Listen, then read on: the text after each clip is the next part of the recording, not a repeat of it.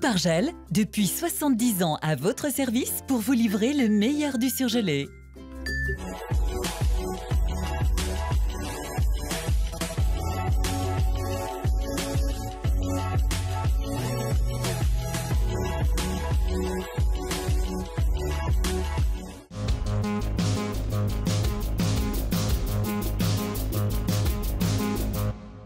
Deux militants nationalistes jugés à Lyon aujourd'hui pour reconstitution de ligue dissoute. Les policiers municipaux de Rieux pourront conserver leurs caméras à la fin de l'expérimentation. Enfin, recrutement des bénévoles pour la Coupe du Monde féminine de foot 2019. Deux militants nationalistes devant la justice lyonnaise ce lundi. Alexandre Gabriac et Yvan Benedetti, tous les deux jugés pour avoir reconstitué leurs associations d'ultra-droite, pourtant dissoutes par décret il y a 5 ans.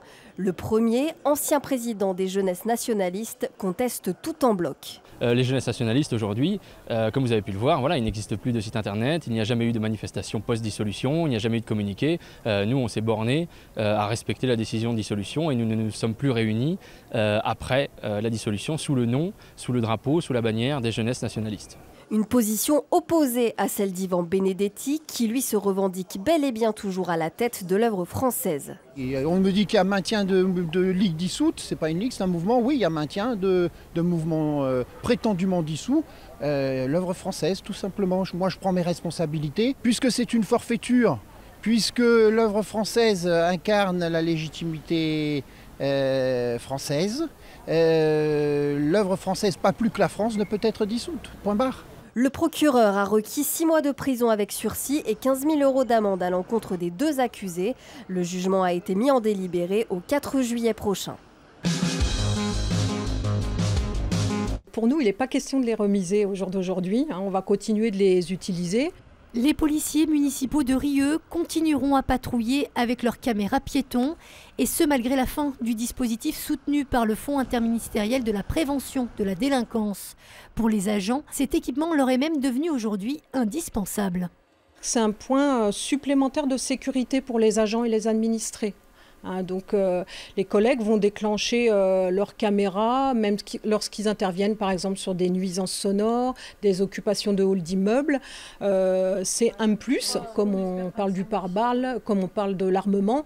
Première ville en France à l'avoir utilisé il y a 4 ans, la ville de Rieux en tire même aujourd'hui un bilan très positif. Je vais vous donner quelques chiffres qu'on a transmis au ministère de l'Intérieur. C'est plus de 3600 heures de vidéos enregistrées, c'est 4 réquisitions judiciaires dans le cadre de procédures, c'est plusieurs dizaines d'extractions à des fins d'enquête et de procédures. Si elles ne sont officiellement pas interdites, ces caméras piétons ne seront en revanche plus financées désormais par l'État. Une décision que regrette Alexandre Vincendet.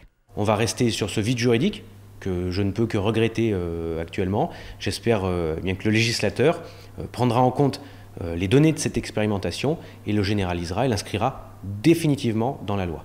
La ville, elle, prévoit de renouveler ces 10 caméras très prochainement. Coût de l'investissement, près de 5 000 €. Le funiculaire de Fourvière avait fait un retour remarqué par voie aérienne le 4 avril dernier après sa grande révision dans des ateliers du Nord-Isère. Après une série de tests et de vérifications, il va donc pouvoir reprendre du service et accueillir des voyageurs à partir de demain. Coup de chapeau aux secouristes lyonnais qui ont créé l'application Permis de sauver qui permet de localiser rapidement des personnes pour pratiquer des gestes qui sauvent en cas d'accident. Leur application a reçu le prix de l'innovation lors du congrès Préventica consacré à la maîtrise des risques et à la santé au travail. Allez les bleus! Allez les bleus! L'appel aux volontaires pour participer à l'organisation de la Coupe du Monde féminine de football en juin et juillet 2019. Lyon fait partie des 9 villes qui accueilleront l'événement et le recrutement des bénévoles est lancé. Des missions comme l'accueil des spectateurs, la partie média, la partie marketing, le protocole. On a plein de missions pour tous les gens qui sont motivés à participer à cet événement. Alors les critères ils sont assez simples en fait, il y en a 3. D'abord c'est d'être majeur au 1er mars 2019. Ensuite c'est d'être disponible au minimum les jours de match et ensuite pour les journées de formation. Et après c'est d'être motivé tout simplement. À Lyon, on compte déjà 250 inscrits. Il faudrait au total entre 350 et 400 bénévoles. Je trouve ça intéressant vu que ça n'arrive pas tous les jours. Et j'aime bien le foot, du coup il faut soutenir et il faut aider. Moi j'habite 6 mois au Brésil, 6 mois en France. Et au Brésil, c'est national. Quand l'équipe du Brésil joue, tout le monde est avec les t-shirts du Brésil et tout. Et moi je m'intéresse beaucoup au foot. D'aider, de participer à un grand événement et puis peut-être de faire profiter le fait que je parle anglais par exemple. Lyon accueillera 3 matchs de cette Coupe du Monde féminine, dont la finale le 7 juillet 2019. C'est fini pour Caroline Garcia à Roland-Garros. Dernière représentante tricolore en lice au tournoi de la Porte d'Auteuil, la Lyonnaise s'arrête en 8e de finale. Elle a été sèchement battue par l'Allemande Angélique Kerber, tête de série numéro 12, sur le score de 6-2, 6-3. Angélique Kerber. Non seulement elle est partout, mais en plus elle a une bonne main.